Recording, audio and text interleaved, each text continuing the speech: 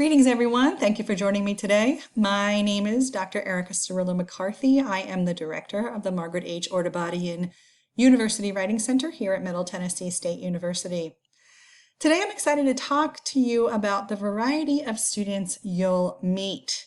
In order to individualize your feedback, we start with considering different writers and their particular needs.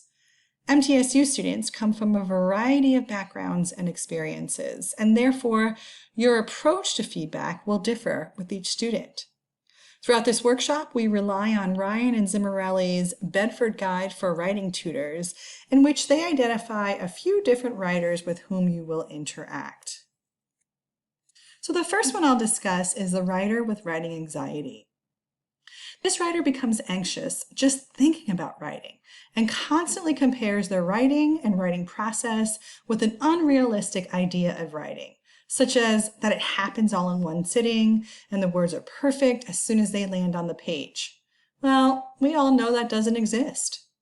Regardless of what strategies you use with this writer, always approach as a sympathetic ally. Ensure the writer that you understand that writing, more than any other assignment, causes anxiety for a lot of people. Then you want to focus on ways to mitigate that anxiety, such as starting early, getting feedback at different stages of the writing process, and closely working with a professor. The second type of writer is a developing or inexperienced writer. These writers have not had much experience writing and very little explicit instruction on writing. Once again, you want to be empathetic in your approach. These writers may become frustrated or feel defeated earlier than other writers. And if they come from under-resourced schools, they may not know how to transition from high school writing to college writing. It is our job to support these students and be explicit in our feedback, modeling ways to brainstorm and extend ideas. One last thing. It's helpful to point out that a lot of people feel unprepared to write well and therefore simply do not like writing. But it's a self-perpetuating cycle. Students are anxious about writing and therefore procrastinate until the last minute. They may earn a lower grade because they did not give themselves time to get feedback and revise, so they turned in a first draft. That lower grade then feeds into the self-talk of, I'm just not a good writer. Then the next time they get a writing assignment, it happens all over again. Your feedback and approach to inexperienced writers, especially if done in a real, empathetic way, can change that cycle and reframe writing for students. Now, the third type of writer that you might encounter are multilingual writers. These writers come from a variety of backgrounds and experiences, but are currently working on writing in academic English. Here is where we stress that academic English is no one's first language. We all have to learn how to write in a way that adheres to the guidelines and expectations of the classroom. But we all write in multiple Englishes. Think about that. Think about the different ways we communicate with our best friends as opposed to our employers. With multilingual writers, the first thing to acknowledge is the challenge of learning and writing in a new language. This is a process that takes years, and multilingual learners should have patience. Work to establish a rapport to mitigate the writer's anxiety about an accent or grammatical errors.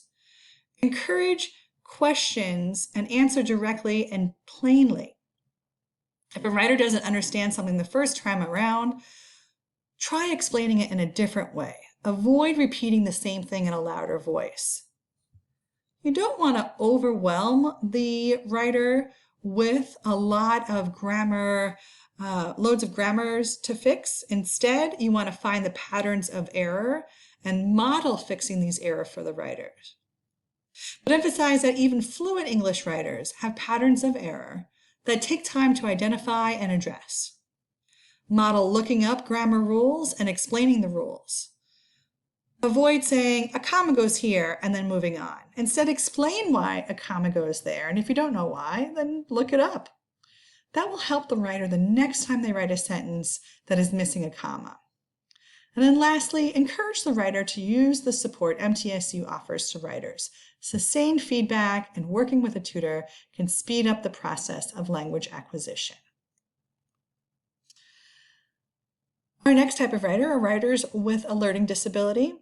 Some students will disclose their disability immediately, and we want to give students that space to disclose that information, but then also that space to let them know what works best for them. They are the expert on what works best for them.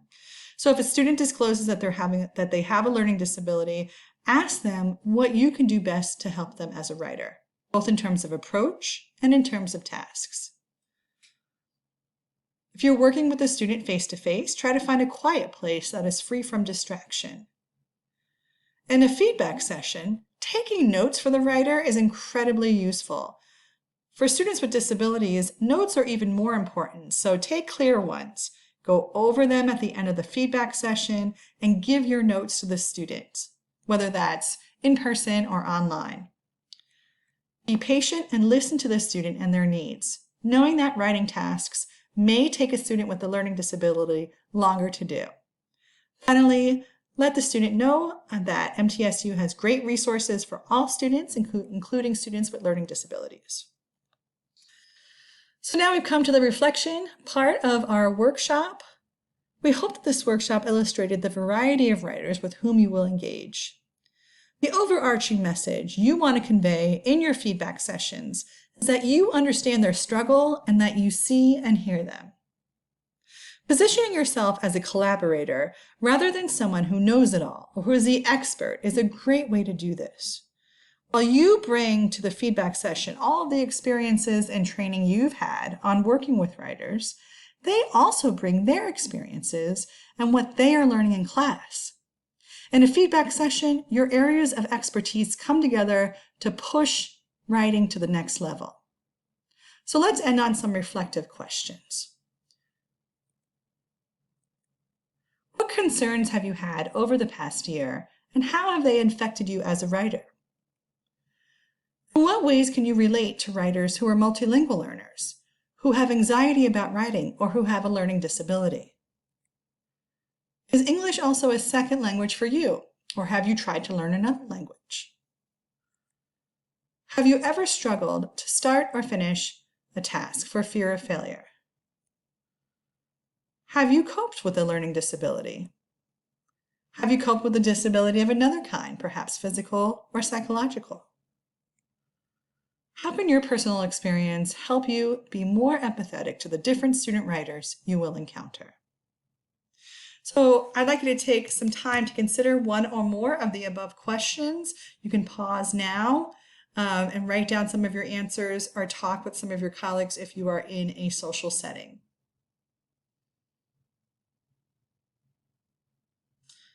Well, I hope that this reflective prompt kind of helps situate your empathy and put you in the position of these different writers. We do want you to know that these categories are not discrete. You could have a multilingual writer who is also very anxious, or an inexperienced writer who is also a multilingual writer. So these are not discrete categories. Students can belong to more than one of these categories. But we hope that this workshop hopefully emphasizes that all students are different, and the best way to approach writing support is to do so from an empathetic stance. Thank you all so much, and we hope to see you soon at the Writing Center.